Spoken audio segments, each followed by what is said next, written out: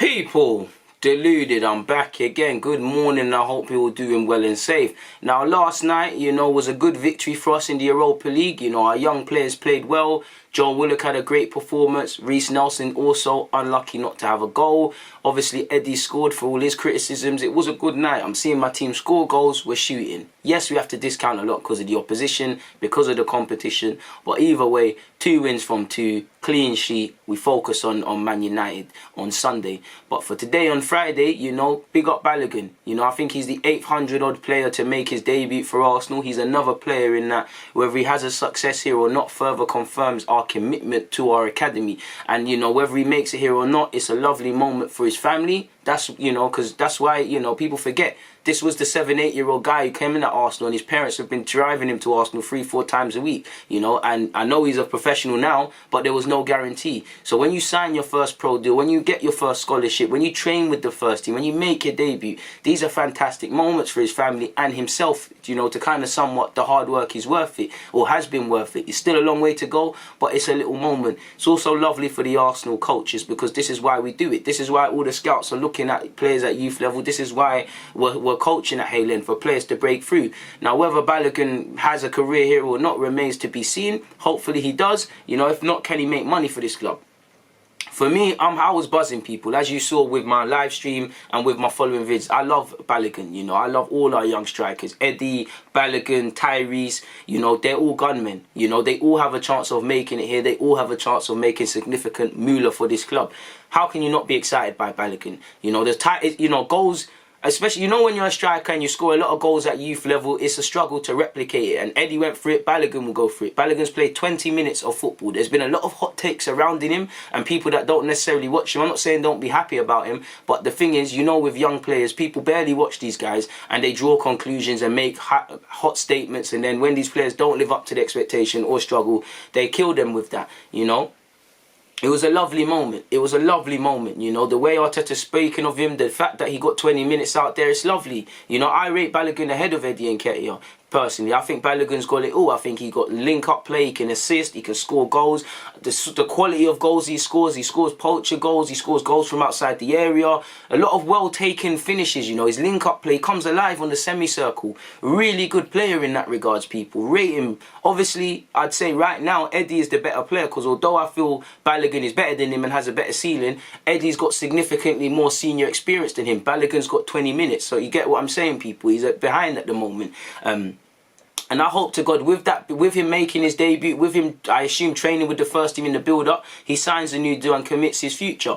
But admittedly, that's me speaking as an Arsenal fan. If I was his advisor, his family, or Balogun, it's not that I wouldn't stay. I would be really calm, I'm sure he wants to make it at Arsenal. He must have been an Arsenal fan or something when he was a kid, He's obviously been here and seeing other people making debuts. You want to do that, you want to play for Arsenal, your heart is here. You've been here for time. You feel stable. But when you remove that and you look at everything without emotion, only time will tell. Because I'm not saying Arteta is a liar, but managers tell you everything under the sun. Says if he stays, he'll get games and he'll get opportunities. How many?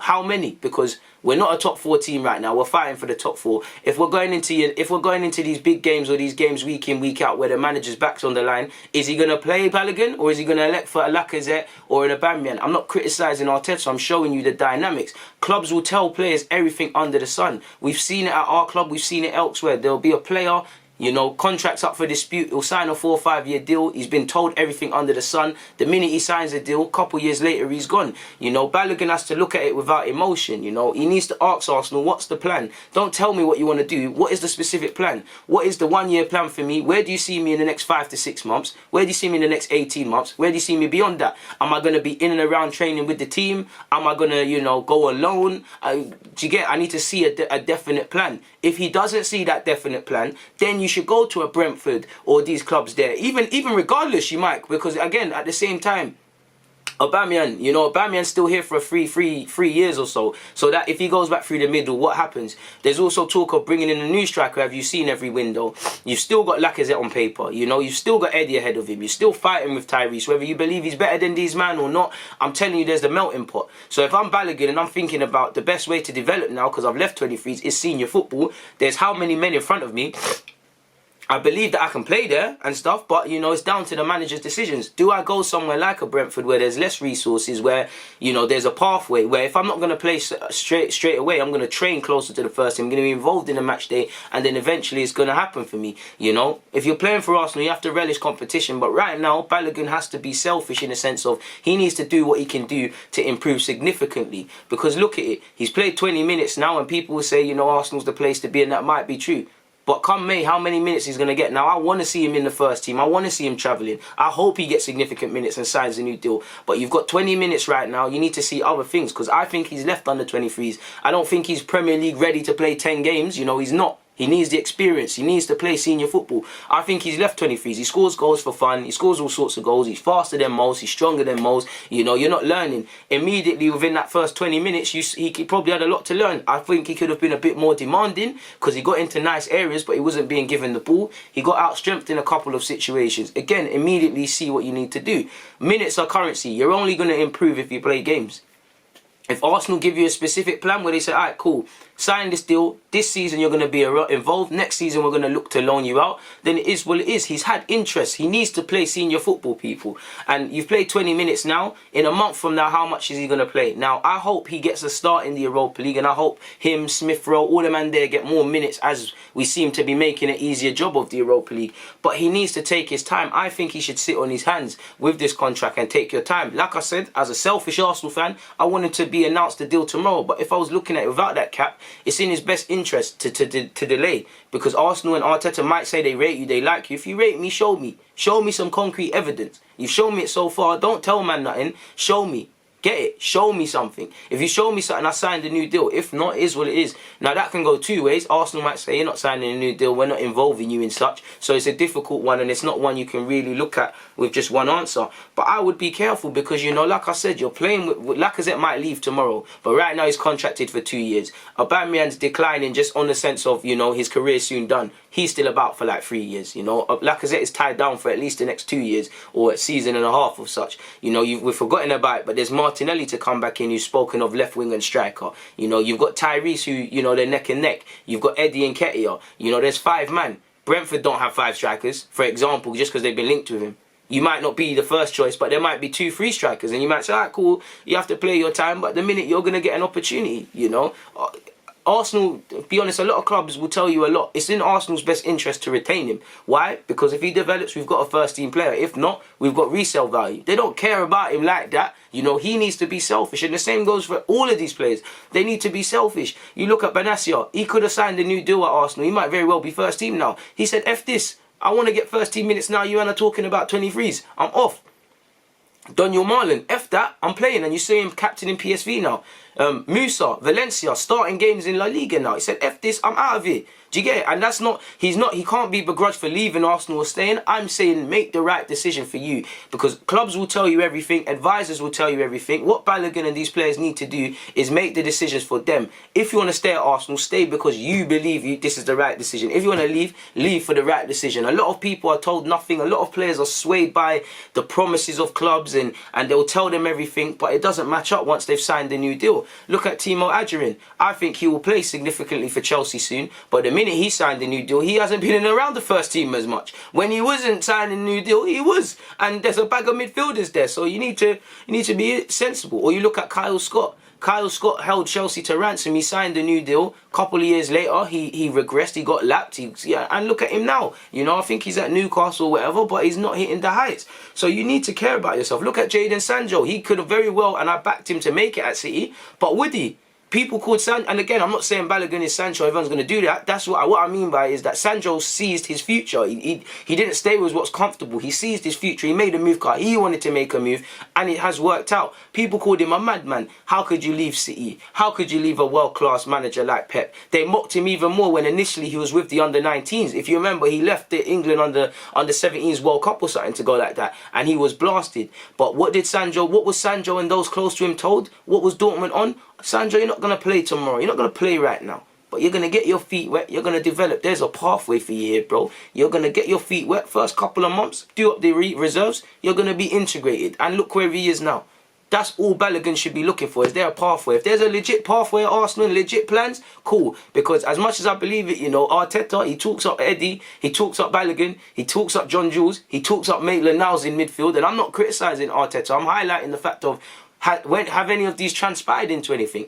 You know, Arteta's got a million things to worry about. People are crying about Balogun and all of these young players, but then they're also crying about how Arsenal's playing. If he said, you know what, I'm going to give Smith Rowe 10 games, I'm going to give Balogun 10 games, are the fans going to have the same patience as immediate, you know, because that will help us in the long term, but immediately we'd probably be weaker. Or Saliba even throwing him into that because people blast. You can't give with one and take with the other. You need to rein it in a bit, you know. If you're going to play these young, inexperienced players, they're going to be hot and cold. We don't know what we're going to get from Balogun. I back Balogun. I think he's got Premier League potential. I think he's got potential to play for Arsenal. I badly wanted to sign a new deal, but I don't know that. I'm going off what I've seen for the 23s, watching him significantly and his ability. I don't know that because I ain't seen him play 5-10 games, you know. So it's down to him. What is Arsenal's specific plans? Is it to go out on loan and play more competitive football? Is it to, you know, put pressure on Eddie? Because I would like to give Balogun some of these chances Eddie's had, to be fair with you. But again, it depends. You know, Arteta himself said on Balogun, he's a player that I would like to give chances to. That's why he was in the squad. And I showed him that, yes, we count on him and we believe in him. If he wants, he's going to have a future in the club. And that's true. You know, that shows on one hand you rate him. If you want to sign a new deal, you're going to have a future at this club. But at the same time, you know, you can't take those words for gospel, really. So it has to be said. So it's a difficult one. We'll have to see what happens, people, really. Balogun himself said on making his debut, it feels great. It's a moment I've been waiting for a little while. Sorry, people. The copy and paste job has been appalling from people here. Yeah, it feels great. It's a moment I've been waiting for a little while. So to finally get it feels great. I can only thank Arteta and the staff for this opportunity, and I look forward to doing it more often. And that's what I like, you know. You don't want to be one and done. He wants more. And that's one thing I like, in the sense of, at least now, Balogun can go back to the 23s and he's got a spring in his step car. He knows people are watching in a healthy way. You know, he might have thought his chance wasn't coming. You have seen the small youthful showing his age with his indirects on Twitter, like it must be nice training with the first team. You know, the attention seeking with Balogun when he mimicked Aubameyang doing the hourglass. You know, this is a lad that wants to play, and I can't lie, I would want to play too if I'm seeing players I think I'm better than play. So again, it's lovely because he'll go back to the 23s and he knows if I work hard, opportunities are coming, people are looking at me, you know, and that could help him sign a new deal. He might have thought, you know what, there isn't a point really. So we'll have to see. And I like this as well. He said when asked on what fans can expect from him, he said they are going to see lots of energy, and I'd like to see lots of goals. But I think I'd like to carry my performances from the youth team into the first team. That's what got me here. So it's important I carry on playing the way I do, and that's true. You know, that tells me someone that, you know, it's not rocket science. You're a striker, keep scoring and assisting, but at the same time keep reviewing what you do. And Balogun seems to have his head screwed on, so he will get it right, people. He will get it right. It's completely off topic, but I mentioned Eddie Nketiah, and I felt this was an interesting one, you know. Orbino on Twitter said the total yardage of Eddie Nketiah's 10 goals for Arsenal is 50.5 yards, an average of 5 yards. So again, he somewhat confirms that he's a poacher and a fox in the box. Apparently, Arsenal have won all 9 matches in which Eddie Nketiah has found the back of the net in his 10 games. In Arsenal history, only Alex Song and Alexander Hileb, both with 10 each, have scored in more winning games. Has scored in more games, winning 100% of those games. We also had 16 shots in the first half against Dundalk, which was the most attempts we've had in 45 minutes of a game, pardon me, since October 2017 against Everton, where we had 17 shots, and that was under Arsene Wenger. So make of that what you will, folks. And also, he spoke about Pepe. Now, Pepe, I feel Pepe gets a bad rep. I feel Pepe, people don't look at it with middle ground. You know, he's either a flop or people just persistent and just want to just praise him in the hope that he turns it around so they can say, I told you so. Speaking from the middle ground, the grey area myself, he's a good player. He's improved us statistically. He's given us another dimension. But at the same time, he has underwhelmed at times. He is incredibly frustrating. For me, he needs to be a bit more proactive and not reactive to things. For me, I think he's a bit passive in terms of his mind. Like, I think off the ball he needs to improve. Not that he's found, but he needs to improve. I think he needs to have better clarity in his decisions. If he's going to take his man on, whip the ball in, or link up with someone. It's either or. He's got good technical ability, but what he needs to do is decision making needs to improve. That's what's going to take him up to the next level. That being said, you know, you look at his Arsenal goals and assists already, and he's done some cracking finishes, as shown on Thursday. He has been a good player for us. We just want him to build on that. Is he going to justify his price tag? No, because he's not a £72 million player. Not that we're paying that up front. And to be fair, the first half I was on the brink of leaving Pepe high, but he's back. And I mean, you know, let's not act like there's not quality in the lad, because, you know, since August 2018, you look at our goals in all competitions. Aubameyang's got 63. There's quite a drop off with 34 from Lacazette. You've got Martinelli and Pepe with 10 goals apiece. If you look at goal involvement since the start of last season, Aubameyang's got 36, Pepe's got 21, Laka's got 19, Saka's got 18, you've got Martinelli with 13, you've got 8 with Joe Willock and 7 with Nketiah. So that tells you there's some ability. Going back to goals since August 2018, because I didn't read the whole list out, Pepe and Martinelli have 10, Joe Willock has 9, and Eddie Nketiah's got 8. So there is some ability. But Arteta himself said, he said he doesn't believe that Pepe feels the pressure of his price tag, but he said, I think he's so willing to do well and show everyone, first of all his teammates, myself and the fans, that he's a player that can make the difference every week. Obviously, he's not been first choice in a lot of games at the moment, but to be fair, he's played quite a lot of moments, some better than others. It's about finding the consistency, not just through the games, but during the games as well, to be able to do the right thing in many occasions when he has to make the right decisions on the field. And that's true, you know. Saka plays older than Pepe. Saka plays with more maturity than Pepe. And, you know, that's only going to come with Pepe realising that, okay, I've got a good base level, but to take my game up to the next level, what have I got to do? I've got to be proactive. I've got to minimise things that I'm bad at and maximise what I'm good at. I need to make decisions quicker, you know, and you can understand how frustrating his decision making can be. And the most important thing is, like he said, it's about consistency and making the right choices, Arteta said. And he said it's got nothing to do with his attitude. He's a player that takes risks. He's a very creative player. That's the most difficult thing in football, when they all know what you can do. Before I carry on, and this is probably why Arteta plays Willian, because Willian might just drop pure 5s out of 10s and be underwhelming, but there's a consistency there. You know, Pepe might give you a 5 out of 10, a 10 out of 10, a 7 out of 10, and then he's going to give you 2 3s in a row. You know, that's what a lot of managers would rather just go with, the average and underwhelming man, because there's a bit of a consistency in the level of his performance. But he also said, like he said, and the most difficult thing, and that's the most difficult thing in football, when they all know what you can do, how much they want to prevent the space, the overloads they create to defend you as well, and create situations from that. It's complicated. But sometimes it's the simple things, the deliveries, the amount of situations that he's able to create or attract, and then make the right decision to keep evolving that phase of play, the finishing, the positioning inside the box. He has to be more consistent. We are working on that, and hopefully he'll be doing that much more effectively. Knowing Nico, and after speaking to him, I don't think it's his price tag. I don't think his price tag is something that worries him too much. It's about him hitting his best every single week. This is where he believes he can do better, and we have to try and help him. And to be fair, Arteta can only do so much. It's about how much Pepe wants it. You look at when Pepe signed for this club, what his dad said. So I believe there's potential in Pepe, but it's either going to be a thing he keeps being this player, or he becomes the next one. And if he was signed for 20-30 million, it wouldn't be a thing. You know, the price tag is what he lives or dies by. And, you know, is he doing all he can? I'm sure he is, but I'm sure there's a lot more to do. I think he can be a bit more demanding of his teammates as well. I do think he's a bit nice, especially when he's in areas at times. But what can I say, man? It's encouraging, you know. Pepe, again, I would start Pepe against Man United, but I understand if Willian starts, because if I would go 3 at the back, and I'd assume Mustafi to play on the right of a back 3, and I expect Bellerin to be at wing back. If I'm United, if I'm Ole Gunnar Solskjaer, that's an area I'm targeting. So maybe playing Willian gives you a bit defensively and going backwards, but also you need unpredictability that Pepe can bring on the flanks, and he's an awkward customer for someone like Luke Shaw to deal with. So we're going to have to see what happens, people. But it was interesting to hear. Hopefully Balogun can get more opportunities. Hopefully we see a more consistent Pepe over the course of this season. For now, though, I've got nothing more to add, so I'm going to get out of here. You know me, people. It's always a pleasure speaking to you guys. But for now, people, DG.